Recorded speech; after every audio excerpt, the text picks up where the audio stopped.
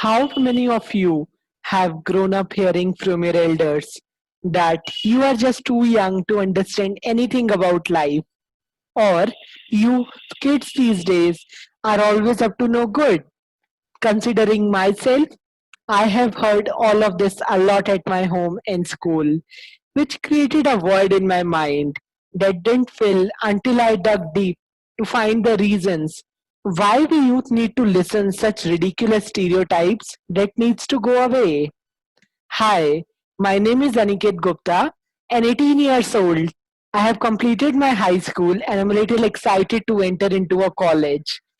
Recalling my childhood, I was a kid with a mischievous mind that always wanted to get indulged in unconventional things and feared to give a chance.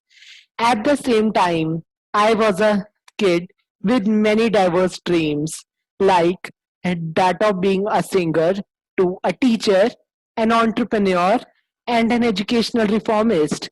But as I grew from infancy to teenage and started making sense of life, I had to choose one of the options. While the option of calling all the dreams up as impractical was easier, I chose the second one of exploring all of them. And something magical happened that changed my entire life. And I want to share the realizations that happened to me in this explorative journey in the 3 points. So, I'm sure that most of us have played with a Rocky Con toy in our childhood. Now, if you can imagine a vertical stick in the center as a kid who needs the shine of the essential skills that they need to succeed in their careers during this information age, and these rings as the level of classes in our education system that has the weight of the deep rooted mindset of limiting our education to just 3 hours reading, writing, and arithmetic.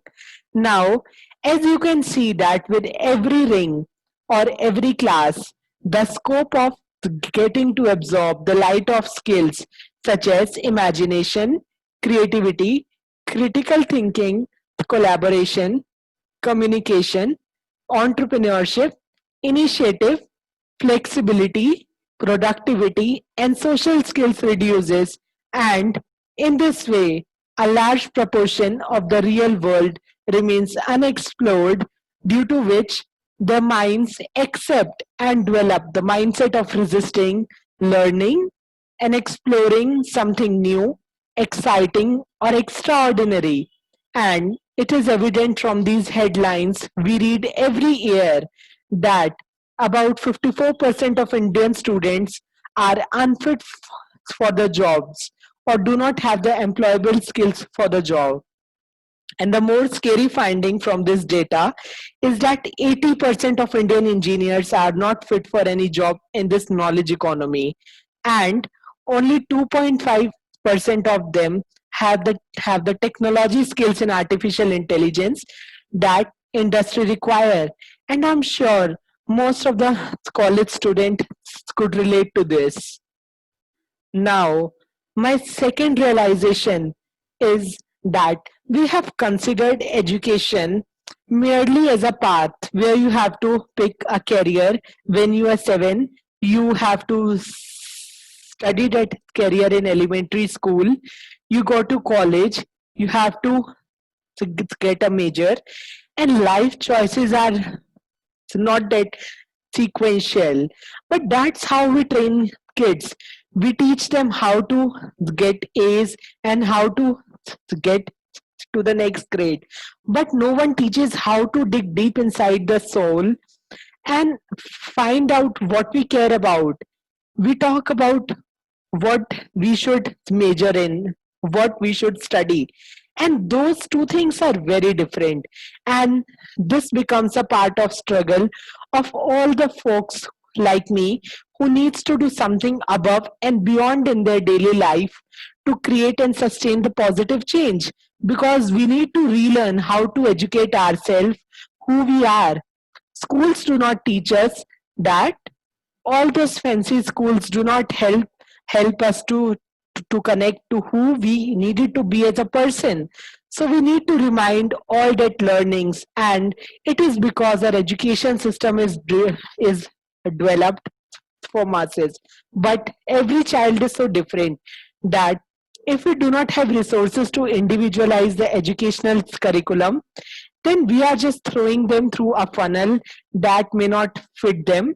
And this notion that every kid is going to learn in the same way at the same time is horrible, and it just creates a box checkers that then who go on to their careers that may not fulfill them, and after that we say that you are not professional at it. So it was one of the scariest finding that my realization in explorative journey had.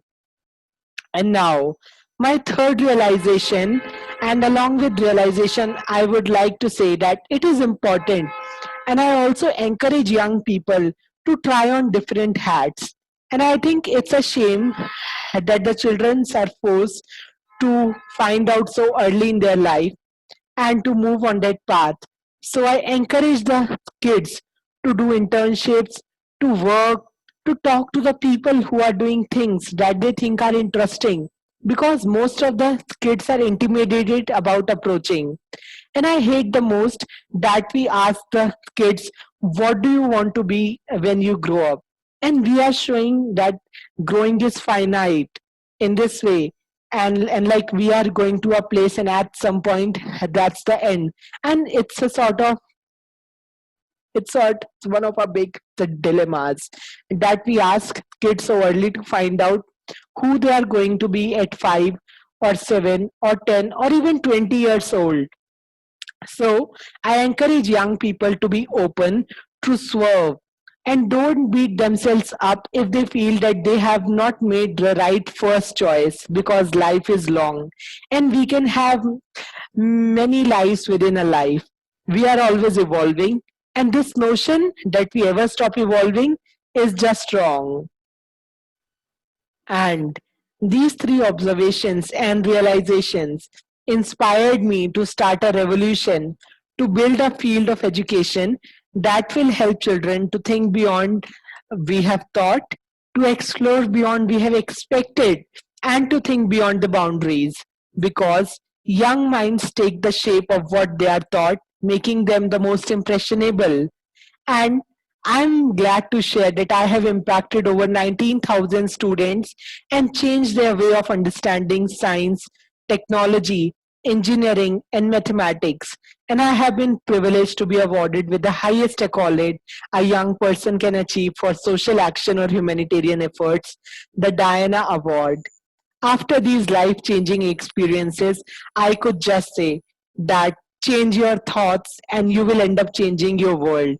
And age does not matter in this journey of change making.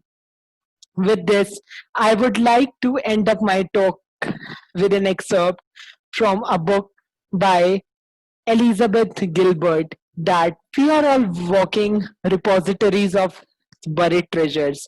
And it is one of the oldest and most generous trick the universe plays on human beings, both for its amusement and ours.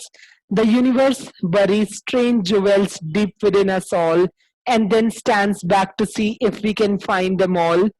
So it is the time we form our well-filled minds and hunt those uncovered jewels, and that's called creative living. Thank you so much. Stay safe and take care.